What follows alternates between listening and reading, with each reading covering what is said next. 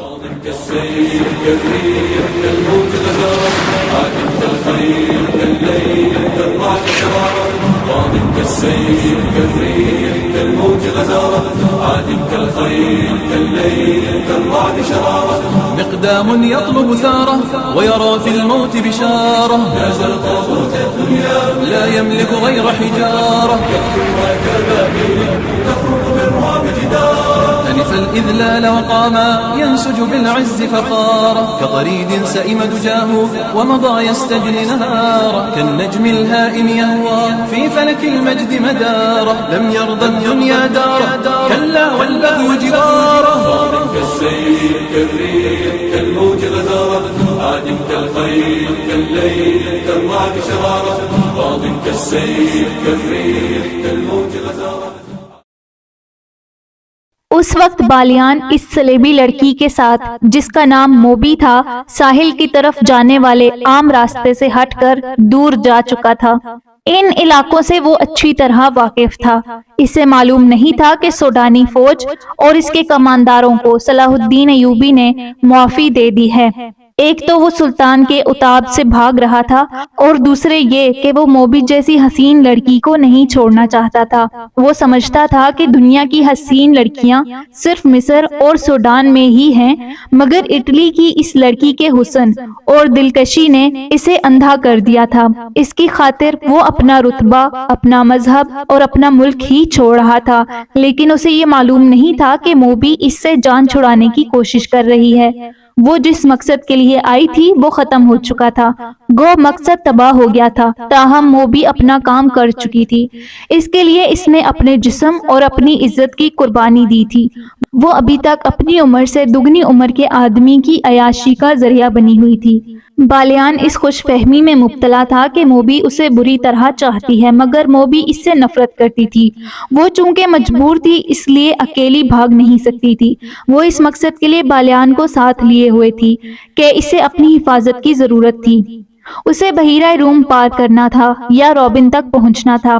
اسے معلوم نہیں تھا کہ روبن اور اس کے ساتھی جو تاجروں کے بھیس میں تھے پکڑے جا چکے ہیں۔ اس مجبوری کے تحت وہ بالیان کے ہاتھ میں کھلونا بنی ہوئی تھی۔ وہ کئی بار اسے کہہ چکی تھی کہ تیز چلو اور پڑاؤ کم کرو ورنہ پکڑے جائیں گے، لیکن بالیان جہاں اچھی سایہ دار جگہ دیکھتا رک جاتا۔ اس نے شراب کا ذخیرہ اپنے ساتھ رکھ لیا تھا۔ ایک رات موبی نے ایک ترکیب سوچی۔ اس نے بالیان کو اتنی زیادہ پلا دی کہ وہ بے سدھ ہو گیا۔ ان کے ساتھ جو 7 محافظ تھے وہ کچھ پرے سو گئے تھے۔ موبی نے دیکھا کہ ان میں سے ایک ایسا ہے جو جوان ہے اور سب پر چھایا رہتا ہے۔ بالیان زیادہ تر اسی کے ساتھ ہر بات کیا کرتا تھا۔ موبی نے اسے جگایا اور تھوڑی دور لے گئی۔ اسے کہا، تم اچھی طرح جانتے ہو کہ میں کون ہوں، کہاں سے آئی ہوں اور یہاں کیوں آئی تھی۔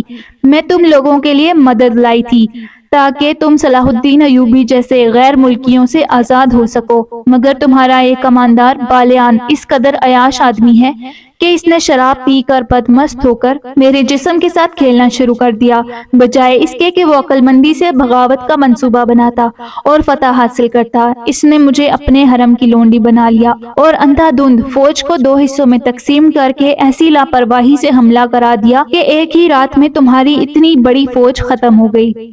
تمہاری شکست کا ذمہ دار یہ شخص ہے۔ اب میرے ساتھ صرف عیاشی کے لیے جا رہا ہے اور مجھے کہتا ہے کہ میں اسے سمندر پار لے جاؤں، اسے اپنی فوج میں رتبہ دلاؤں اور اس کے ساتھ شادی کر لوں، مگر مجھے اس شخص سے نفرت ہے۔ میں نے فیصلہ کیا ہے کہ اگر مجھے شادی ہی کرنی ہے اور اپنے ملک میں لے جا کر اسے فوج میں رتبہ دلانا ہے تو مجھے ایسے آدمی کا انتخاب کرنا چاہیے جو میرے دل کو اچھا لگے۔ وہ آدمی تم ہو۔ تم جوان ہو، دلیر ہو، عقل مند ہو۔ میں نے جب سے تمہیں دیکھا ہے تمہیں چاہ رہی ہوں۔ مجھے اس بوڑھے سے بچاؤ، میں تمہاری ہوں۔ سمندر پار چلو، فوج کا رتبہ اور مال و دولت تمہارے قدموں میں ہوگا، مگر اس آدمی کو یہیں ختم کر دو۔ وہ سویا ہوا ہے، اسے قتل کر دو اور آؤ نکل چلیں۔ اس نے محافظ کے گلے میں باہیں ڈال دی۔ محافظ اس کے حسن میں گرفتار ہو گیا۔ اس نے دیوانہ وار لڑکی کو اپنے بازوؤں میں جکڑ لیا۔ موبی اس جادوگری کی ماہر تھی۔ وہ ذرا پرے ہٹ گئی۔ محافظ اس کی طرف بڑھا تو عقب سے ایک برچی اس کی پیٹ میں اتر گئی۔ اس کے منہ سے ہائے نکلی اور وہ پہلو کے بل لڑک گیا۔ برچی اس کی پیٹ سے نکلی اور اسے آواز سنائی دی، نمک حرام کو زندہ رہنے کا حق نہیں۔ لڑکی کی چیخ نکل گئی۔ وہ اٹھی اور اتنا ہی کہنے پائی تھی کہ تم نے اسے قتل کر دیا ہے کہ پیچھے سے ایک ہاتھ نے اس کے بازو کو جکڑ لیا اور جھٹکا دے کر اپنے ساتھ لے گیا۔ اسے بالیان کے پاس پھینک کر کہا، ہم اس شخص کے پالے ہوئے دوست ہیں، ہماری زندگی اسی کے ساتھ ہے، تم ہم میں سے کسی کو اس کے خلاف گمراہ نہیں کر سکتی، جو گمراہ ہوا اس نے سزا پا لی ہے۔ بالیان شراب کے نشے میں بے ہوش پڑا تھا۔ تم لوگوں نے یہ بھی سوچا ہے کہ تم کہاں جا رہے ہو؟ موبی نے پوچھا۔ سمندر میں ڈوبنے، ایک نے جواب دیا۔ تمہارے ساتھ ہمارا کوئی تعلق نہیں ہے، جہاں تک بالیان جائے گا ہم وہیں تک جائیں گے۔ اور وہ دونوں جا کر لیٹ گئے۔ دوسرے دن بالیان جاگا تو اسے رات کا واقعہ بتایا گیا۔ موبی نے کہا کہ وہ مجھے جان کی دھمکی دے کر اپنے ساتھ لے گیا تھا۔ بالیان نے اپنے محافظوں کو شاباش دی، مگر ان کی یہ بات انسنی کر دی کہ یہ لڑکی اسے گمراہ کر کے لے گئی تھی اور انہوں نے اس کی باتیں سنی تھی۔ وہ موبی کے حسن اور شراب میں مدہوش ہو کر سب کچھ بھول گیا۔ موبی نے اسے ایک بار پھر کہا کہ تیز چلنا چاہیے، مگر بالیان نے پرواہ نہ کی۔ وہ اپنے آپ میں نہیں تھا۔ موبی اب آزاد نہیں ہو سکتی تھی۔ اس نے دیکھ لیا تھا کہ یہ لوگ اپنے دوستوں کو قتل کرنے سے بھی گریز نہیں کرتے۔ علی بن سفیان نے نہ جانے کیا سوچ کر ان کا تعاقب نہ کیا۔ بغاوت کے بعد کے حالات کو معمول پر لانے کے لیے وہ سلطان ایوبی کے ساتھ بہت مصروف ہو گیا تھا۔